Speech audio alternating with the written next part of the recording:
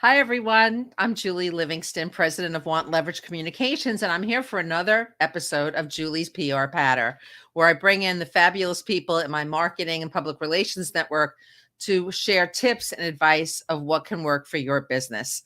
I'm so excited today to have my special guest, Beth Granger. She is a trainer, consultant, and speaker who works with organizations and individuals who want to grow their business and brand by unleashing the power of my favorite platform, LinkedIn.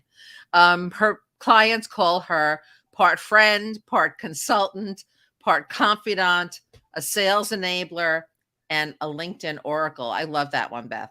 That's fabulous. In fact, she has already beta tested the new LinkedIn audio event, which she's going to tell us about. And Beth is also an exactly what to say certified guide, bringing her clients magic words for influence and impact during critical conversations. So I want to welcome you, Beth. Who Beth also says that over the last 2 years of the pandemic, she might add hair cutting and puzzle doing as skills to her LinkedIn profile. I think those are good things to add. Beth, thank you for being here with me. There are more than 900 million people in more than 200 countries on LinkedIn. So when people say, why should I be on this platform? That's exactly why. If you want to showcase your business authority, your industry leadership, your credibility, and your skill as a leader, and connect with your key constituents, whether they're sales teams or internal employees, external stakeholders, LinkedIn is your go-to platform. If you want to make business connections beyond your immediate circle, which we all need today to function, right? We're not only working with our internal teams, LinkedIn is it. So I'd love to talk to you today about what the difference is first between networking and developing a following on LinkedIn, and then we'll go into how to build that following. So maybe you can explain the differences. Sure. Great way to start. And of course, other people might have different opinions about this, but I look at LinkedIn as this always on networking event. And if you don't have a lot of connections, say you're just starting your business or something like that, or you're just starting to get active there, what you're trying to do is build a community and a network of people that you can refer, they can refer you, etc. If you're more established or you're the leader of an organization, what you might want to do is build more of an audience or a following. So it's kind of two different, depends on what your goal is for using the platform. Yeah, I mean, I know a CEO of a Fortune 50 company who actually doesn't even have any LinkedIn connections. He only has followers, which is kind of interesting. And he has, like 30,000 followers, but he does not even use the platform for business networking specifically. Yeah. Um, what what does a robust following look like today? Is there a particular number or a threshold that people look for when building once at a starting point and an end point in building their following? I don't think a number necessarily, but one quick thing, because people have asked this a lot. So all of your connections are also followers, but you can have people that just follow you and are not connections. I think that distinction is important. Great. So I don't think a number per se means anything. It's, you could have 10 followers if they're from the right people, then that's great. Um, I How do think you it's so how more, do you and they're engaged followers versus non-engaged followers. So, and in a way, yes, we all want engagement, but an example is there's somebody I've known for many years, never comments on my posts, had no clue that the person saw them, and a few months ago reached out, had a new role, brought me in to speak for that organization. So, they're the silent followers and the active followers. Yeah, I've had the same exact thing. I have been posting regularly on LinkedIn and really paying more attention to my content because I knew that that would set me apart, right? As a publicist who specializes in LinkedIn and building executive presence. And so when she moved to a Fortune 50 company and her boss, a senior leader, needed to build her presence on LinkedIn, said she knew who to call. So definitely the content that you post will really tell your story in a way. And people this woman never liked any of my posts, was just a silent follower. And then, again, she reached out to me one day, which was really fantastic. So how do you start developing your following? What would you say are some of your top tips? Well, the first thing is to share content consistently, share your thoughts, your ideas, pose questions, that people will discover that. So when people engage with your content, new people see it and potentially will follow you as well. And then there's something that it seems maybe a little backwards. Some people don't realize you can grow your following by engaging with the content of others. Absolutely. In fact, that's a really great way for somebody to get started. I think, to get familiar with the platform and start feeling comfortable on it is by commenting on other influencers' posts in your industry. I'd stay away from competitors, but certainly getting your thought leadership out there and through a comment is great, because then the person who posted will hopefully respond and engage with you. I have a way that you can make it even more likely that they'll respond. You want to know what that is? Yeah. Okay. So you read or consume the post, depending what kind it is. You make a true, authentic comment based on what you've seen, and then you ask a question. What are they going to do? Answer that question. Answer. Hopefully. You've just started a conversation. Now, are there people who, I'm not going to name names, but there are people who just, the volume that they get, there's no way that they're going to ever respond. But people who are less, who are more in business as opposed to like celebrities, if you will. So leaders in businesses, if they share content and you ask a question, they are very likely to respond. That's a great tip. And again, a great way to get started on the whole engagement game. Tell us a little bit about being able for people to find you, and some of the tools, certainly if you're in creator mode, how you can use keywords and search terms so that you can, well, first of all, I think you should identify what I call your content lanes. What is your content strategy? Yep. As a leader or business person, what do you want to be known for? And often I ask people, what's the one thing you want people to think of when they engage with you? Is it transformative leadership? Is it company culture? Is it people, human resources, whatever that might be? And then make sure that all of your content kind of dovetails with that subject. But how can you boost your profile so that you'll get more followers? And maybe talk about creator mode too. Yeah. Well, just in case people don't even know that there is something called creator mode, there's your regular profile. And then creator mode is something you can turn on, and it does a couple of things. Some good, one that frustrates me. So it highlights your content by bringing your activity and your content higher up on your profile and moving your about section down. It allows you to pick up to 5 hashtags that are those topics you just mentioned. The thing that frustrates me is that it forces the default button on your profile to be follow. So if you only have 20 connections, you probably don't want to turn on creator mode. If you have people have to go through another step to correct, and they don't always know that they can, right? Yeah. So if you're at that point where you have a strong network and you're looking to build that audience or that following, then it's great. Plus, another thing, the minute you turn on creator mode, you get access to LinkedIn Live, audio, and newsletters. And so don't you get the featured section? Everybody has a featured section. Everybody has that. Okay. Mm-hmm. Yep. And even regular mode, you can have featured section as well. And those are Great. all additional ways, right? Having a newsletter that somebody can subscribe to is a great way to get more followers. Right. Absolutely. I mean, you have to have the bandwidth to do all of these things, but Yeah. but I would say to start by commenting on other people's posts and then start by identifying your content lanes and kind of, posting consistently yourself. Yes.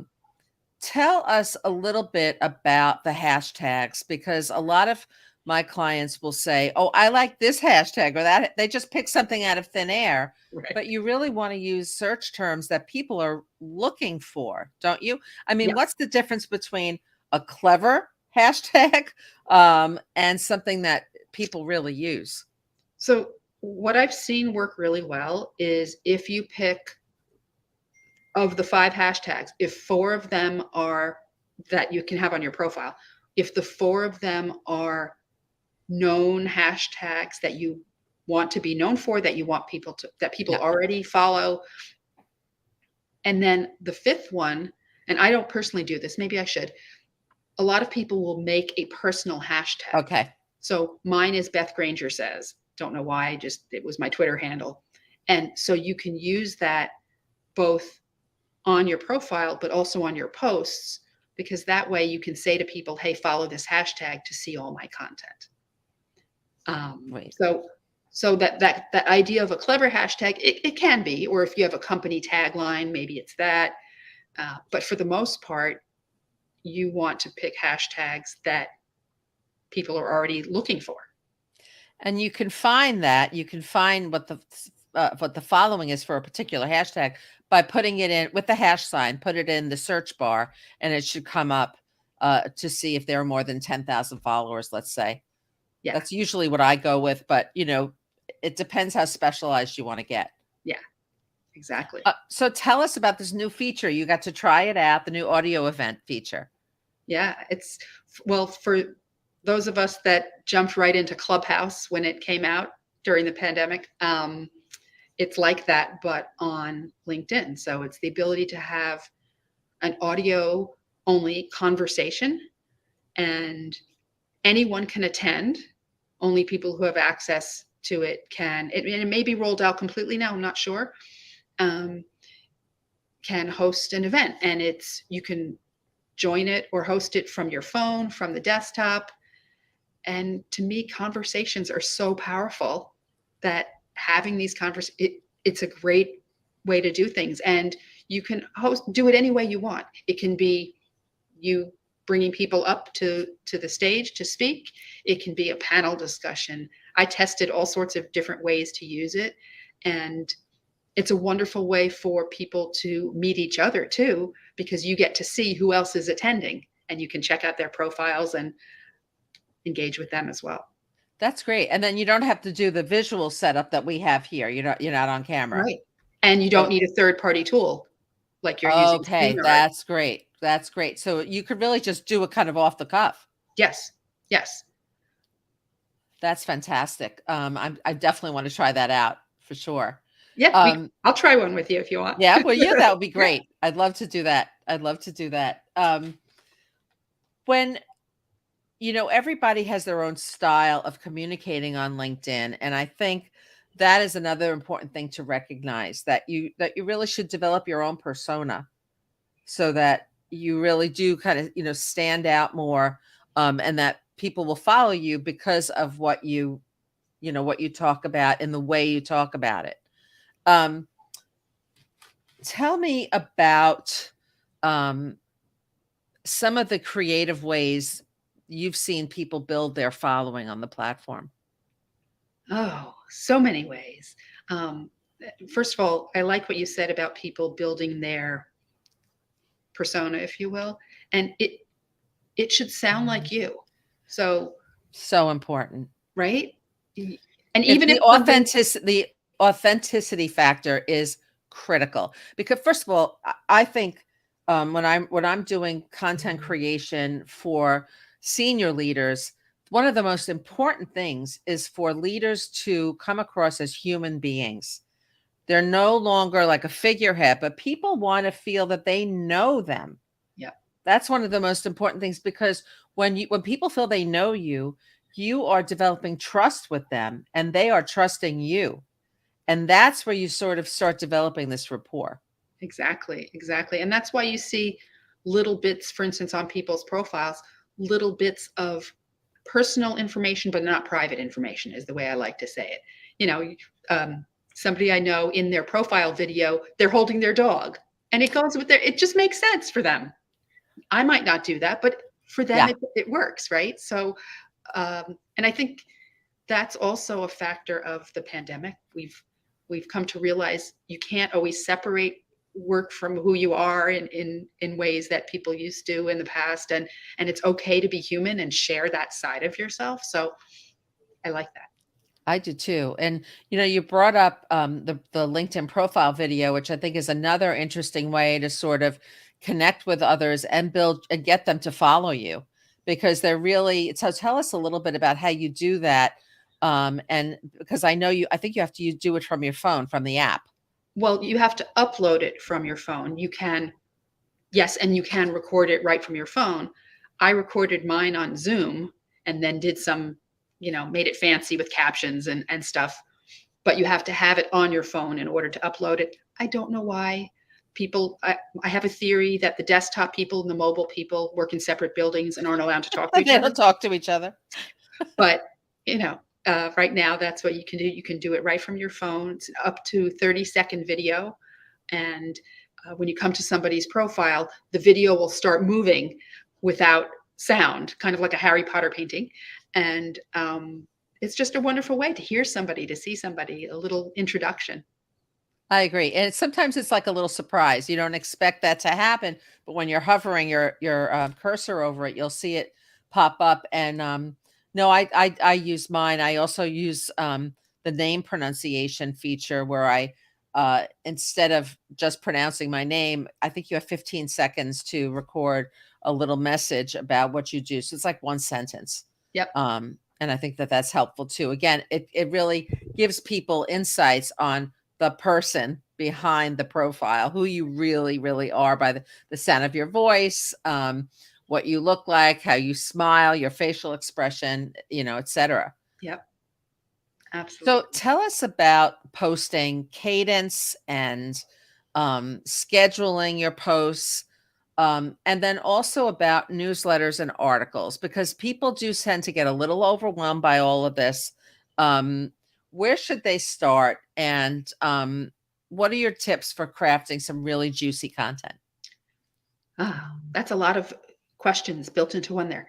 I think a great way to start is with simple posts, right? You don't have a newsletter takes commitment because you're promising to do it on a regular basis.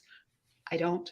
Um, so just typical posts that you see, and think the key thing to me is think about the kinds of posts that get you to engage, that get you to stop and read them or watch them. That can guide you in what you do. And then people often wonder, well, what should I say? I want to add value. And to me, just sharing the same article that you read somewhere that a million people shared is adding noise, not value, unless you're adding A why you're comment. sharing it, what struck Right. you about it, that kind of thing. But if you can share your own thoughts and your own ideas, that's so much more powerful. I agree. I have found that also I track my clients' posts, and I analyze them to see what is gaining traction over time, what is what has that stickiness that people seem to want to read about from a particular executive. And so I follow the content trends for that individual, and it is different for every person. Yes. Right. And so then I know that, okay, the people who are following, who are reading, really want to hear from this leader about a particular topic. So I'm going to dive even deeper on that topic, whether it's communication, emotional intelligence, mental health, whatever it might be, on things that I think that leader can add value to. Something they may not hear from anywhere else, Right. but from this particular leader on that topic. And you also mentioned or asked about what the cadence should be and the whole idea of Yeah. scheduling. I know there's to me, there are two types of people. one person wants to have a content calendar and know that on Tuesday and Thursday they're going to be shared, right? And that's okay. There are other people, it's more of an emotional thing. Like, I had a conversation this morning and it made me think of this and I Yeah. want to share it. I'm that kind of person. But whatever works for you is fine. Yeah, no, I agree. And you can feel it in the post, like, and the language will reflect your approach to how you post and what you post. Oh, I Exactly. totally agree. But I think that if you are looking to build a following, having a consistent presence, Yeah. posting at least once a week, which, I think is Yep. sort of I would say more like 2 or 3 days a week. I like to recommend on consistent days, including Wednesday, which is, according to LinkedIn, is the most highly trafficked day on the platform. But you have to also do it on a schedule that works for you. Yes. So I think posting regularly, and so that people know to look for you or they see you often enough, that's going to put you on their radar Yeah. and help You know, you it's build your interesting. following. I've had clients who say, there are people that I'm connected with that they post too often. I see them every time I'm in the feed. And I have to explain to them that that's not necessarily the case. It depends on their network. Right. They may have people who just don't post, or if they've engaged with the content from that person, they're more likely to see it in the future.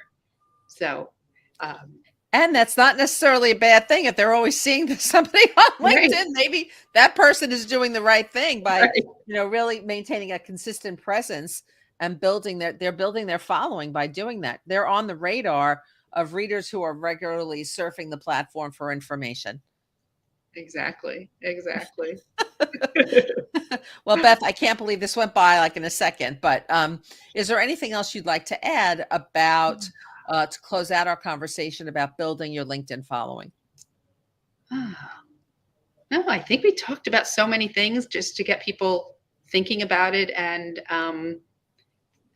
I always like to reverse it. So think about the people that you follow, what about their posts and what about their behavior on the platform? And then you can emulate that.